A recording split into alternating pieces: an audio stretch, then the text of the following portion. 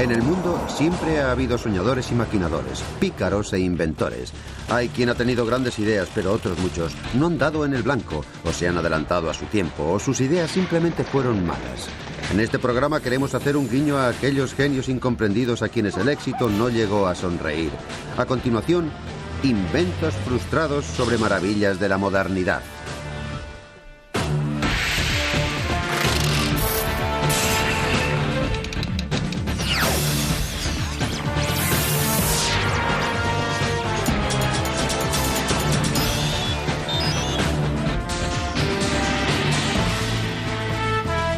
Inventos frustrados. Cuando hablamos de inventos frustrados, las malas ideas son la tónica dominante, pero casi se puede asegurar que no hay inventos que más fracasos haya producido que el automóvil. Tanto los genios individuales como las grandes compañías automovilísticas siempre han intentado obtener nuevos y revolucionarios métodos para lograr que un coche nos traslade a donde lo necesitemos. Los años 50 fueron una época de creciente prosperidad en los Estados Unidos. Había mucha confianza en la modernidad y en el futuro. Y hubo una especie de fiebre automovilística en la que mucha gente, con su fantasía, invirtió en sus vehículos. Y muchos fabricantes hicieron lo posible por satisfacer esa demanda. Creo que esa es la razón por la que surgieron conceptos tan extravagantes. En los años 60, la Ford estaba ansiosa por demostrar al público que se encontraba en la vanguardia del diseño innovador. De hecho, llegó a coquetear con la idea de construir un motor de energía nuclear.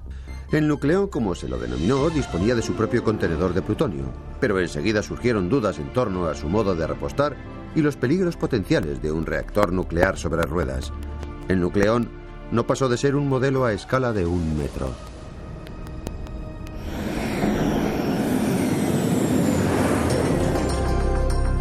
En 1954 se dio inicio a un experimento más serio. La Chrysler se embarcó en una odisea de casi 30 años para crear un coche cuyo motor se sustentara en la tecnología aeronáutica. Un coche con el sistema electrógeno de un motor a reacción.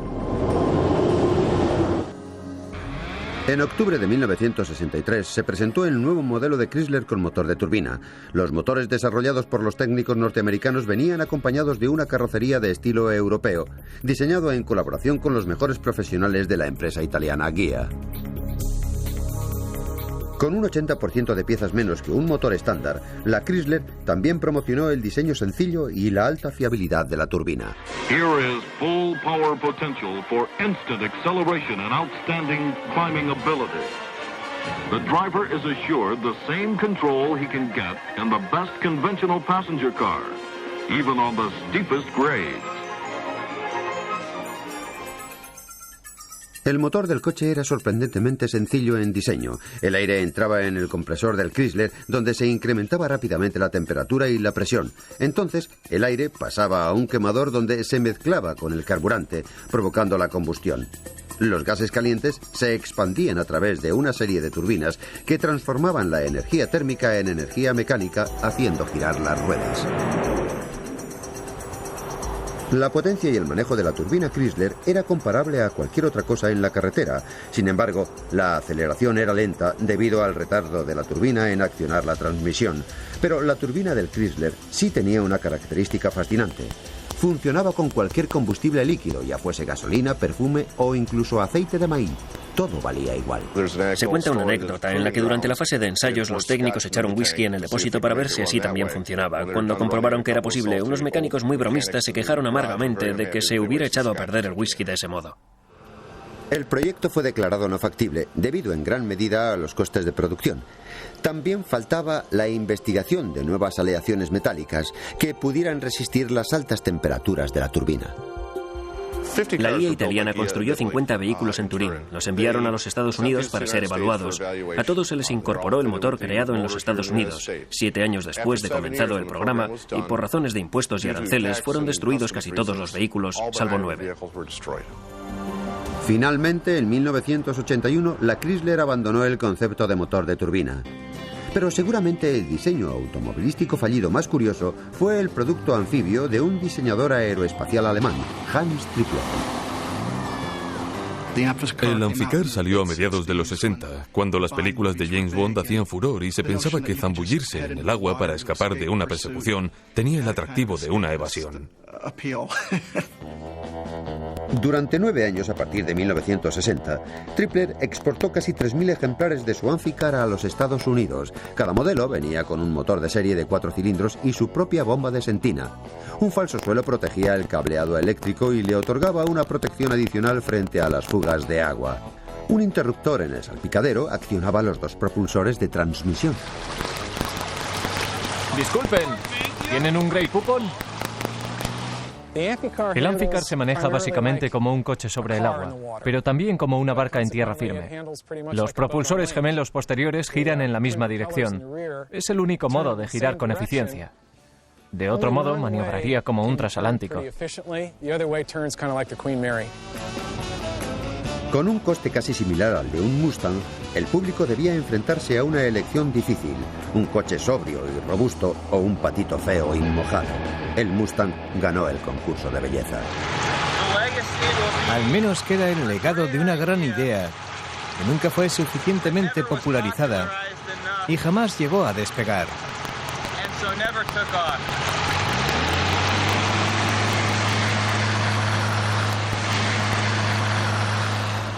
Pero los fracasos más sonoros de la industria del automóvil vinieron de la mano de grandes personalidades que perseguían el sueño de construir el vehículo perfecto.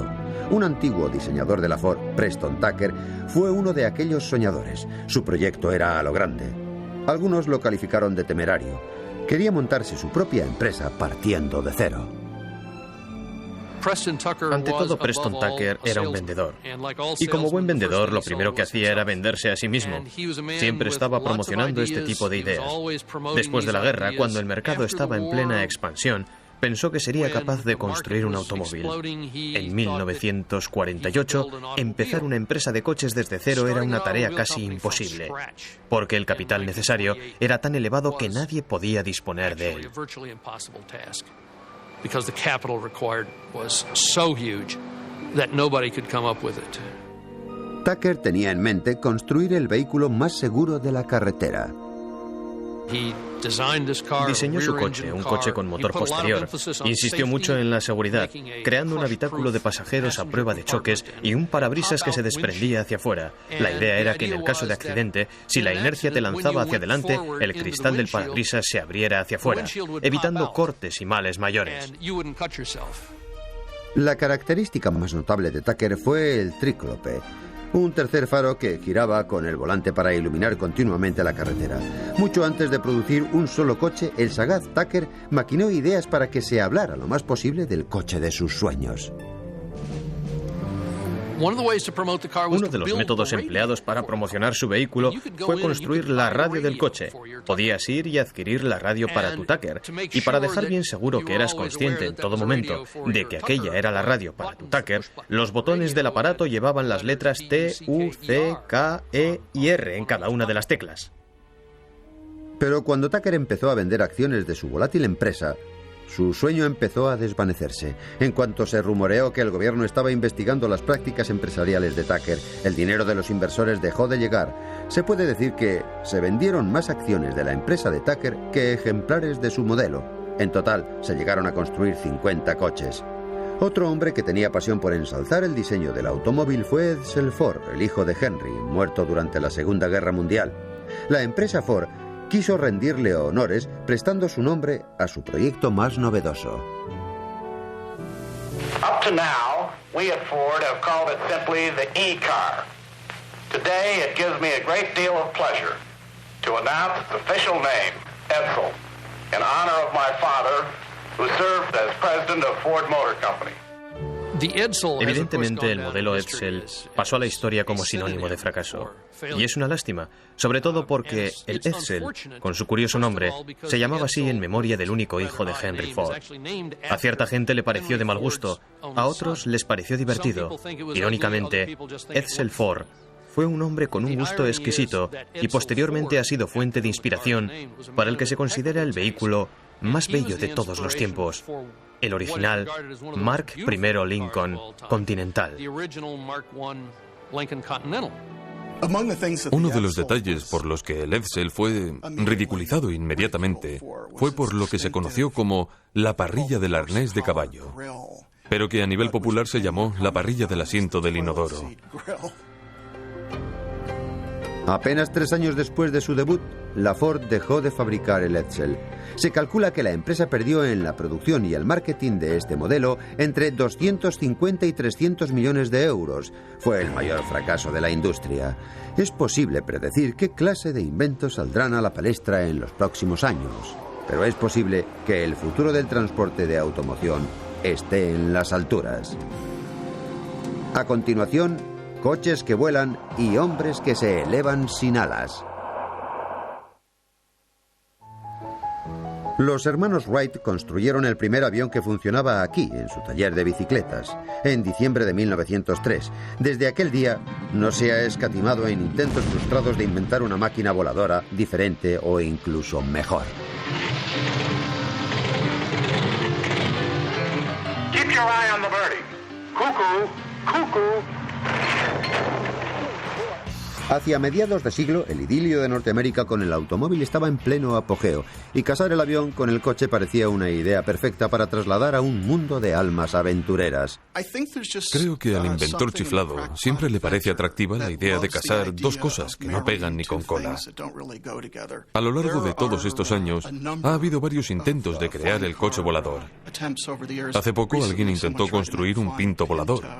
Pero debido a su historial, en el que tantas veces ha estallado el depósito de combustible, crearía alarma. Desde 1917 se han concedido más de 75 patentes de coches voladores, pero tan solo uno, el Aerocar de Moulton Taylor de 1949, obtuvo un cierto reconocimiento. A Moulton Taylor le entraron ganas de construir un Aerocar porque pensaba que tras la Segunda Guerra Mundial había un gran número de pilotos y nuestras autopistas estaban muy congestionadas. Su intención era la de desarrollar un coche volador que aliviara en parte los enormes atascos en carretera. El coche volador implicaba una serie de obligaciones. El coche en sí no era muy bueno para el asfalto. No era lo bastante pesado para considerarse seguro. Al colocarle las alas, el resultado era un avión bastante chapucero. Tan solo la idea de que los conductores normales pudieran volar a su aire ya causaba alarma, sobre todo en las ciudades más grandes. Imagínese que los mismos tipos que le adelantan a 100 por hora en la autopista le adelanten a 3.000 metros.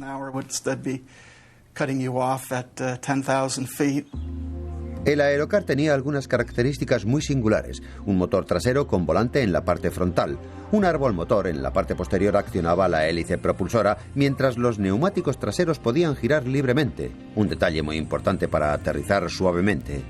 Ya hubo otra versión del coche volador, el Airphibian de Robert Fulton de 1946, con un motor bastante aparatoso y un aditamento de alas que debía ser guardado en pequeños aeropuertos. But unfortunately, it's an invention whose time has not yet come, and it never really gets off the ground.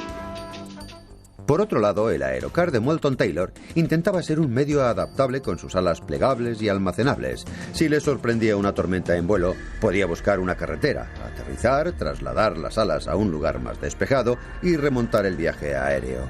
A pesar de que su línea no era muy aerodinámica, el Aerocar tan solo requería una pequeña pista de despegue. Sin embargo, la burocracia mantuvo al Aerocar aparcado. El mercado es demasiado reducido para sacar un vehículo volador. Hay que ser piloto y conductor, hay que sacarse un certificado médico oficial, hay que tener un montón de permisos, saber manejar una radio y cosas así. El alto coste y el inconveniente de tener que ajustar y reajustar las alas también contribuyeron a matar el sueño del utilitario volador para las masas. Solo se construyeron 5 Aerocar, dejándonos a solas con nuestra fantasía de salir volando de un atasco en hora punta. Man being powered through the air without benefit of plane or balloon is today a reality. Tomorrow, he may even be a traffic problem. Para mucha gente, el cinturón propulsor de los años 60 sigue siendo el invento fallido más fascinante. Hubo varias reapariciones. El primero fue fabricado por los laboratorios Bell Jet El propósito inicial del cinturón con cohetes a base de hidrógeno fue el de proporcionar a los soldados un sistema para efectuar reconocimientos aéreos, una forma fácil de desplazamiento sobre terreno irregular y una plataforma estable para disparar armas. El cinturón propulsor fracasó en todos estos aspectos. Era demasiado ruidoso para misiones de espionaje. Tan solo podía transportar combustible para 21 segundos de vuelo, y era demasiado complicado volar y disparar al mismo tiempo. La versión más famosa fue diseñada y fabricada por un conocido cámara de cine de Hollywood, Nelson Tyler. En las Olimpiadas de 1984 se pudo admirar una exhibición de su modelo. El aparato se controla mediante los brazos que sobresalen. Hay una válvula para subir y bajar moviendo la palanca hacia arriba o hacia abajo. Se puede volar hacia adelante o hacia atrás, se puede girar. Lo curioso es que es muy difícil volar. Cuesta aprender y entrenar porque solo se dispone de 20 segundos para hacerlo. Y si hay un fallo en el sistema te caes como una piedra. Y además te caes atado a este aparato con su combustible. Si se produce un choque te quemas. El cinturón propulsor funciona con una mezcla especial que contiene un 90% de peróxido de hidrógeno puro, sometido a gran presión a través de una serie de finas redes de plata. Mediante una reacción química se produce calor, agua y un impulso de 140 kilos de vapor. El ejército abandonó el proyecto en los años 60 al no poder desarrollar combustibles más ligeros para vuelos de mayor duración. Pero la contemplación de este extraño invento ha hecho bullir la imaginación ante la posibilidad de volar como Superman. Of all the items in our stock catalog, there is only one which would have the high velocity and low wind resistance of flying saucers. The cover of a GI trash can. Durante años mucha gente aseguró que había observado platillos volantes en la infame zona 51 del estado de Nevada, célebre por sus avistamientos de ovnis. Puede que estos rumores tuvieran cierta base real. Con ustedes, el Avro, un disco volador de 2 plazas construido por las Fuerzas Armadas de los Estados Unidos y algunos fabricantes canadienses en 1958. El ejército norteamericano intentó capitalizar la emergente tecnología de reacción invirtiendo casi 12 millones de euros en el futurista Avro. Pensado para surcar los cielos a más de 3.000 metros de altitud, las 3 turbinas generaban la fuerza de ascensión suficiente para transportar un piloto y un pasajero. Los 450 kilos de impulso del generador turbocontinental eran dirigidos mediante conductos internos para provocar un efecto aerodeslizante. El Avro también disponía de un sistema de ventilación lateral para proporcionar un control periférico adicional para evitar el vuelco. Los técnicos jamás consiguieron controlar completamente el Avro en vuelo libre. Tampoco lograron que se elevara a algo más de escasos centímetros y a duras penas podía cruzar pequeñas zanjas. Las esperanzas de las Fuerzas Armadas de hacerse con un vehículo todoterreno se desvanecieron. Los ovnis, los cohetes voladores y otros propulsados por los aires prácticamente han desaparecido por completo del escenario. Sin embargo, algunos de los más sonados fracasos han venido de la mano de otros con mucho más éxito. A continuación, Thomas Edison descubre que las casas de cemento no son lo que parecen. La mayoría de los inventos fallidos son producto de creadores anónimos, pero incluso las mentes más preclaras tienen malas ideas. Thomas Edison, Nikola Tesla y el futurista Buckminster Fuller también metieron la pata en sus exitosas carreras profesionales. Cualquiera que esté exprimiéndose el cerebro constantemente, poniéndose a prueba todo el rato, acabará pariendo ideas que sencillamente no funcionen. Nikola Tesla es recordado como el campeón de la corriente eléctrica alterna, de los rayos X y la comunicación sin hilos. Creó una central eléctrica en las cataratas del Niágara y en la época de los caballos y las calesas, Tesla fabricaba torpedos teledirigidos. Muchos temían que sus inventos provinieran de un lugar más siniestro. Se puede decir que Tesla era el inventor loco por excelencia de todos los tiempos. Se rumoreó que Tesla había sido contratado por el gobierno estadounidense para diseñar un rayo mortal poco antes de la Primera Guerra Mundial, generando más de 50 millones de voltios de electricidad. El rayo de energía superconcentrado habría sido lo bastante potente como para arrasar ciudades enteras, al menos en teoría. La idea parecía extravagante, pero con Tesla nunca se sabía. Era el tipo de persona que no se podía criticar demasiado a la ligera, porque había conseguido poner en práctica suficientes teorías de las suyas y gozaba de bastante credibilidad. Tesla había imaginado que un día los aviones no serían impulsados por motores, sino por rayos de energía emitidos desde torres a lo largo y ancho de los Estados Unidos. Los aviones recorrerían su trayecto guiados por pequeños receptores colocados en la parte inferior.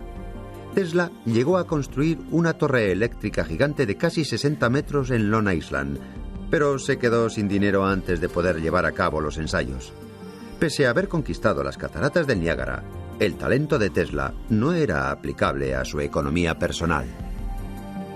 Murió casi en la pobreza, incapaz de poner a prueba las innumerables ideas que diariamente apuntaba en sus cuadernos. Los investigadores todavía siguen escrutando sus anotaciones con la esperanza de descubrir alguna idea brillante.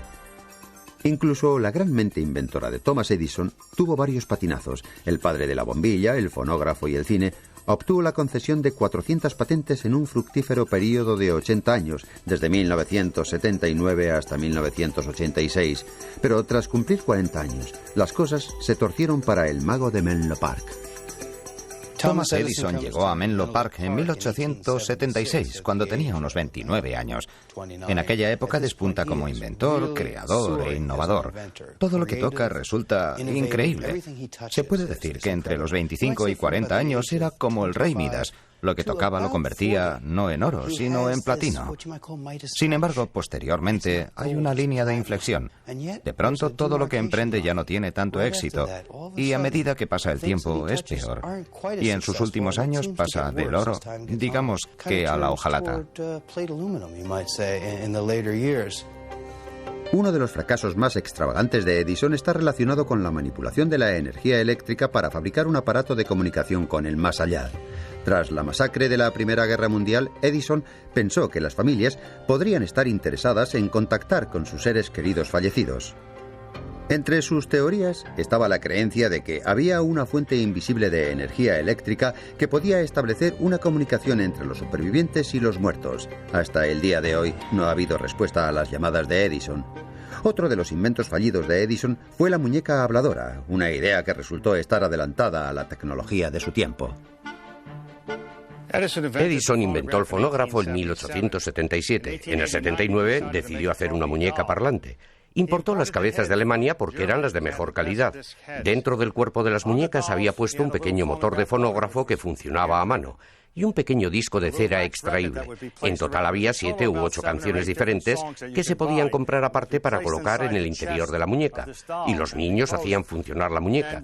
Pero en aquella época era muy complicado poner en marcha su fonógrafo. En primer lugar, había que mantener una velocidad constante y había que desmontar todo el motor para cambiar de disco.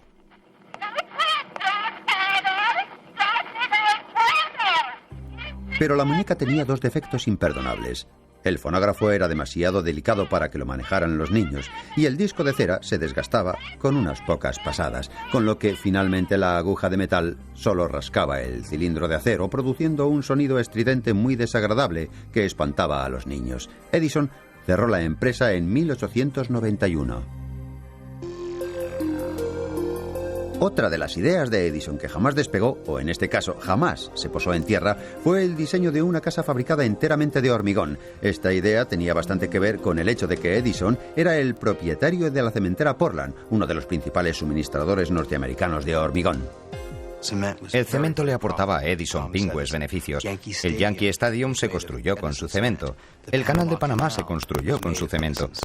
Así que a Edison el cemento le iba muy bien, le era muy rentable, era una buena industria. Entonces empezó a desarrollar ideas con el cemento como base. Edison pensó que podría amasar una gran fortuna si lograba que los norteamericanos se enamoraran de su casa de hormigón, y para tal fin encargó unos moldes de hierro muy pesados y costosos para todas las piezas de una casa de 2 pisos de 700 metros cuadrados. Para terminarla tan solo sería necesaria la fontanería y los cables de la luz. Edison llegó a crear una extravagante línea de mobiliario para su hogar, incluyendo sofás y sillones. En cuanto la prensa se enteró, publicaron viñetas que mostraban 2 caballos atados al sofá para poder limpiar el polvo. Y a Edison le encantó el dibujo, lo colgó en su despacho. En una época en la que una casa normal se vendía por unos pocos miles de euros, la casa de hormigón conllevaba una factura de más de 100.000 euros. La única forma de hacer que fuera asequible era la producción en masa. La empresa manufacturera de hormigón de Edison tan solo llegó a fabricar 11 casas antes de ir a la quiebra. Edison no fue el único inventor que tuvo una idea original o extravagante para edificar masivamente. Buckminster Fuller era un ingeniero, inventor y futurista muy bien considerado. El Museo de Henry Ford en Michigan contiene el único ejemplar existente de la casa Dymaxion diseñada por Fuller. El sueño fallido de un hogar más luminoso y barato ha sido reconstruido para ser mostrado al público. Tras la Segunda Guerra Mundial, todo el mundo intentó sacar provecho de la escasez de viviendas, pero Fuller tuvo una idea totalmente diferente. Quiso revolucionar la industria de la vivienda, tanto desde el concepto de la producción como desde el concepto de una técnica nueva. La casa Dymaxion significaba máxima tensión dinámica. Al contrario de la mayoría de las casas que se asientan sobre una base, Fuller pensó que ciertos materiales funcionaban mejor en tensión. Toda la casa estaba suspendida de unos cables que cuelgan de un mástil central, como si fuera un paraguas. Nada se apoya en el suelo. Fuller se dirigió a una empresa aeronáutica para fabricar una fachada exterior de aluminio ligera y fácil de transportar. Toda la casa estaba pensada para ser entregada en un solo tubo. La casa Dymaxion costaba 6.500 euros. Sus 2 dormitorios venían con su propio minúsculo baño prefabricado. No es como nuestro cuarto de baño actual. Se está un poco apretado aquí dentro. También disponía de unos imaginativos compartimentos giratorios para aprovechar el espacio al máximo. Al igual que la posterior casa geodésica de Fuller, la Dymaxion fracasó en parte por ser tan diferente. Su planta y su distribución única impedía añadir nuevas estancias para las familias que iban creciendo. Su forma circular también proporcionó quebraderos de cabeza a sus propietarios, ya que era imposible colocar estanterías verticales y sofás en este espacio curvo. Al igual que otros muchos inventos, es posible que la casa de Fuller fracasara por estar un poco adelantada a su tiempo. Mientras que algunos inventos frustrados intentaban hacer la vida más fácil, otros llegaron a destrozarla. A continuación, una botella que deja con la boca abierta. En el campo de la medicina se han producido la mayor parte de los inventos fallidos. Bob McCoy ha reunido una colección de más de 250.000 artilugios extraños en su Museo de Aparatos Médicos Dudosos de Minneapolis. En 1898, el descubrimiento del elemento radiactivo radio generó una plétora de inventos médicos mortales. La gente se pregunta por qué hay tantos inventos con el radio. Yo pienso que es porque se hizo muy popular a comienzos del siglo XX. Daba una cierta sensación de vitalidad y energía. No solo se vendían productos con radio pensando que aportaban salud, sino que también estaban relacionados con la sexualidad. Hacían productos radioactivos que convertían a cualquier hombre débil y achacoso en un atleta. Ponían a secar testículos de jabalí y los hacían radioactivos para mejorar la capacidad amatoria. Incluso fabricaban supositorios radioactivos para hombres y mujeres. Se vendía toda una línea de productos absurdos como esta.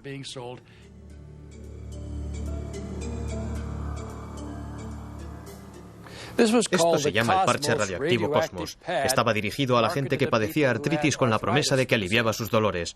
Curiosamente, en la parte posterior pone una advertencia. No se debe abrir ni ingerir el contenido de esta bolsa.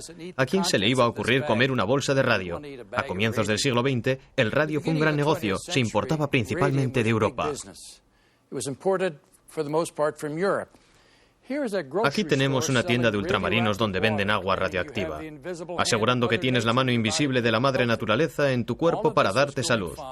Todo iba bien hasta que un individuo de Pittsburgh empezó a comercializar estas botellitas de Raditor para mejorar la capacidad amatoria. Un hombre de Pittsburgh se bebió 1.400 frascos como este y se le desprendió la mandíbula inferior y superior. Entonces se dieron cuenta de que el radio no se podía vender así a la ligera, que era peligroso. Al igual que el radio, la invención de los rayos X desplegó toda una serie de creaciones potencialmente mortales. Los rayos X se descubrieron en 1896 y empezaron a utilizarse de inmediato. A la gente le parecía cosa de milagro, pero como sucede a menudo con estas tecnologías, se acaban desvirtuando y la gente deposita todas sus esperanzas en ellas. Es como una bola de nieve que crece y se descontrola. En el mejor de los casos se vuelve grotesco, en el peor acaba siendo mortal. El caso es que en los años 40 y 50, las zapaterías de todo el país y el ejército norteamericano utilizaban la máquina de rayos X Adrien para probar calzado, con el objeto de lograr las medidas exactas. Lo atractivo era ver tus propios dedos jugueteando dentro de tus zapatos y decir, oh, son mis pies, y comprobar si tus zapatos eran demasiado estrechos, o cortos, o anchos, o demasiado largos. La empresa de Milwaukee fabricó unas 10.000 unidades, y a pesar de que estaban recubiertas de plomo, no había protección de plomo alrededor de los orificios donde se colocaba el pie o en los visores. Tenía 3 aberturas, una para el cliente, otra para el vendedor y otra para los padres en caso de que estuvieran comprando calzado para sus hijos. La cantidad de rayos X que se fugaba era alarmante. Y como aficionado a los cómics, me sorprende mucho que el vendedor de calzado no acabara teniendo superpoderes como resultado de este bombardeo de radiación, de todos los rayos que debían soportar los que trabajaban en las tiendas. Una vez confirmada la fuga de radiación en 1950, el gobierno ordenó la destrucción de estas máquinas. La llegada de la electricidad a los hogares generó una cascada de nuevos aparatos médicos, de los cuales ninguno era más dudoso que este calentador de próstata. Fue patentado en 1918. Presuntamente sirve para excitar el cerebro abdominal del hombre. ¿Sabían que el hombre tiene cerebro abdominal? Según la Oficina de Patentes de los Estados Unidos, sí. La potencia de los vatios de esta bombilla controla el calor. Esta es una bombilla de 25 vatios y no calienta mucho. De hecho, no hacía nada. Los artilugios médicos electrónicos no fueron los únicos inventos que fracasaron por no cumplir las expectativas. Casi 50 años más tarde, los inventores dejaron de pensar en la medicina para centrarse en los aparatos de uso cotidiano que tenemos en nuestro hogar. En 1977, en una reunión de accionistas de Polaroid, el presidente Edwin Land, inventor de la cámara instantánea Polaroid, mostró orgulloso su nueva creación, la Polavisión. Sonorizaba una película en 1 minuto. Land anunció que las películas caseras de Polaroid iban a formar parte de nuestra vida cotidiana. Mediante un sistema de revelado similar al de Polaroid, Polavisión utilizaba cartuchos de grabación de 2 minutos. Cada cartucho costaba 10 euros y se requería un monitor de televisión especial para ver la película. No grababa sonido. Mientras Land se dirigía a sus accionistas, Sony estaba a punto de anunciar su grabador de vídeo. En cuanto a los vídeos y el formato VHS llegaron a las estanterías de los comercios, los consumidores optaron por la grabación de larga duración, el sonido y la reproducción inmediata. Polaroid perdió más de 65 millones de euros en investigación y marketing. Mientras el sistema VHS de Sony condenaba a Polavisión al ostracismo, la Sociedad de Inventos No Útiles empezó a acoger los recientes fracasos. Un invento no inútil es algo inútil en el sentido de que no funciona. No es el tipo de invento que te hace la vida necesariamente más fácil. Pero no es completamente inútil. Es casi útil o es no inútil porque divierte a la gente. Este es el sombrero del marido fiel. La idea es que la señora se lo regale a su marido o novio con el fin de que no se fijen las jovencitas atractivas mientras pasea por el parque. Es decir, lleva constantemente una foto de su esposa e hijos para recordarle sus compromisos afectivos. Esto es un recargador de pilas. El propósito es el de recargar una de tus pilas gastadas empleando 12 pilas nuevas. Funciona de verdad, pero también acorta la vida de estas 12 pilas nuevas. Así que harán falta otras 144 pilas para a su vez recargar estas. Esta es una camiseta para rascar la espalda. Si tienes ese problema, le vas indicando a tu pareja que rasque más arriba o abajo, a la derecha o a la izquierda, o simplemente tal vez sea más eficaz decir, ¿me rascas por favor F3? ¡Oh, qué bien, qué bien! Los inventos no inútiles son un modo de celebrar el hecho de que el fracaso es tan importante como el éxito para el desarrollo de la tecnología del futuro. Y actualmente, con toda la tecnología que tenemos en el siglo XXI, nos basamos tanto en fracasos como en éxitos del pasado.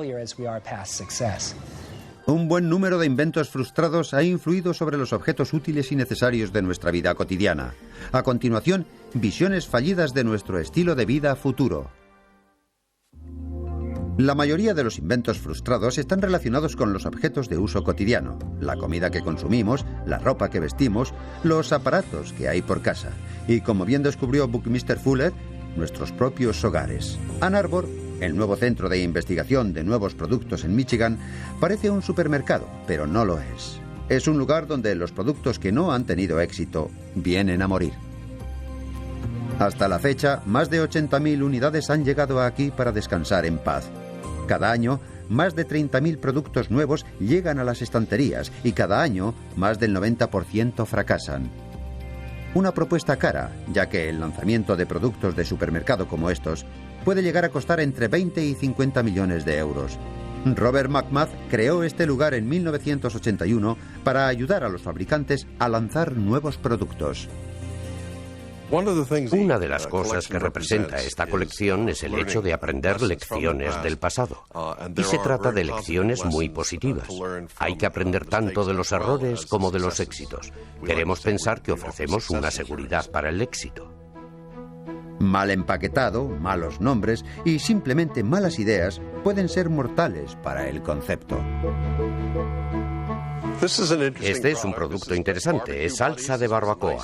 Era una salsa muy rica que se aplicaba con aerosol. Siempre me pareció una buena idea. El problema es que el envase es demasiado alto, incluso aunque no le pongas el spray. No cabe en una estantería normal, no se puede colocar en el supermercado, hay que ponerlo en las baldas superiores. Tampoco cabe dentro del frigorífico.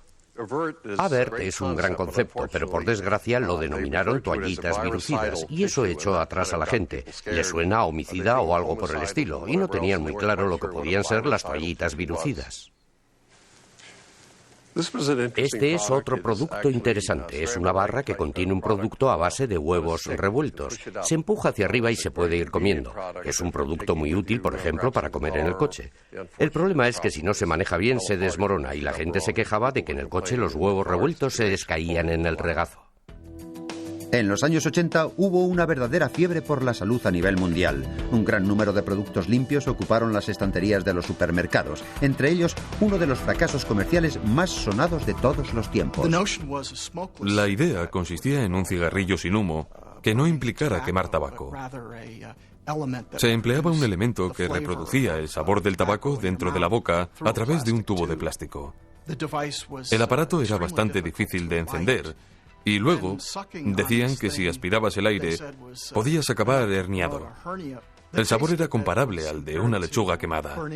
Incluso el presidente de la tabacalera Reynolds admitió que el Premier sabía a rayos. Para muchos, la llegada del Premier era como una confesión tácita de los ejecutivos de la Reynolds. Las compañías tabacaleras no querían admitir que sus cigarrillos eran peligrosos para la salud. Se les ocurrió describir este producto como una experiencia limpia para el fumador, pero al mismo tiempo se resistían a reconocer que sus otras marcas eran sucias o nocivas. Sin humo que expulsar, ni cenizas que sacudir, el cigarrillo Premier privaba a los fumadores de una buena parte del ritual. El escaso interés de los consumidores pronto dio al traste con la idea. A la Reynolds esto le costó más de 300 millones de euros en investigación y marketing. Los inventos frustrados no han afectado solamente a la comida que consumimos, han tocado todos los aspectos de nuestra vida cotidiana. Hasta la ropa que nos ponemos. Se ha confeccionado ropa con lava. Volcanic eruptions may one day become the source of a whole line of earthy fashions. Incluso han sacado nuevos estilos directamente de la granja. Would you believe this transparent raincoat made in 1955 came from surplus fat from pork chops? Pero la palma se la llevó el vestido de papel. El vestido de papel es uno de aquellos fenómenos tan singulares de los años 60. Describe muy a las claras la despreocupación de la época go-go. La empresa papelera Scott fabricó los primeros vestidos para promocionar una nueva línea de servilletas y trapos de papel. Las manchas se eliminaban simplemente borrándolas o cortándolas. Finalmente, el vestido de papel dejó de ser apreciado porque a las mujeres no les terminaba de convencer su corte y caída, aparte del hecho de ser talla única. Pero ¿qué conclusiones podemos sacar de todos estos fracasos en la moda y la alimentación? Obtener una visión del mañana es una batalla perdida en la que la mayoría de los inventores no consiguen acertar. Towering buildings and bright lights of the city of tomorrow, where plazas of urban living rise over freeways and vehicles electronically paced, travel routes safely, swiftly, efficiently. Cualquier proyección del futuro es una declaración de nuestra realidad presente. La ciudad del mañana será limpia y espaciosa. Bueno, eso es porque nuestra ciudad de hoy es como es. En otras palabras, están diciendo que nuestras ciudades están superpobladas, son feas y deprimentes. Hace mucho tiempo que los investigadores aseguran que las casas del futuro estarán equipadas con 1 o 2 robots que redimirán al hombre de las tareas cotidianas. El futuro estará lleno de ocio. I can perform 36 separate and distinct acts. Anyone out there knows of a mechanical woman who is looking for a boyfriend. El robot es el símbolo más poderoso del mundo del mañana, pero la mayoría de nosotros todavía lo estamos esperando. No sé si tú tienes uno, pero creo que todos estamos deseando disponer de nuestros robots personales para que cuiden la casa, nos sirvan el café por la mañana y saquen al perro a pasear. Se pensaba que estas cosas ya serían una realidad a estas alturas, pero no. No lo son. Los investigadores predijeron que los aparatos nos ahorrarían tiempo y darían paso a un ocio sin precedentes. Y sin embargo, a pesar del avance de la tecnología, cada vez tenemos menos tiempo libre.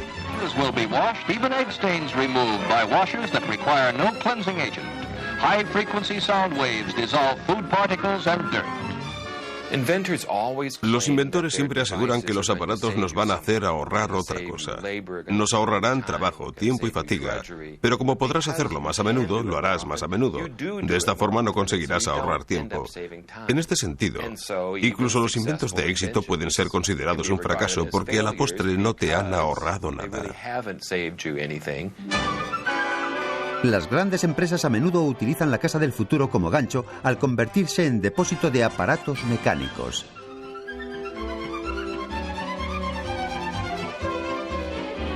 Would I like it? What a dream. Imagine how wonderful it would be to live in a house like this. Casas de plástico muy fáciles de limpiar, tostadoras de alta tecnología en compartimentos especiales que ahorran espacio e incluso cintas transportadoras que se llevan los platos sucios a los esterilizadores. Con tanta promesa, nos sorprende que la casa del futuro no haya llegado aún. Vengan a ver la casa del futuro. Bueno, a menudo nos atrae como si fuera un espectáculo brillante, pero en realidad nadie quiere vivir en algo que tenga ese aspecto. La gente quiere algo que sea como lo de los demás. Creo que incluso a pesar de que muchos inventos no hayan salido bien, siempre nos proporcionan algo sobre lo que pensar. Creo que si nos fijamos en muchos inventos frustrados o innovaciones que no han llevado a ninguna parte, nos sentimos tentados de verlo como la historia del fracaso, pero nada más lejos de la realidad. De hecho, son una especie de testimonios para el espíritu humano.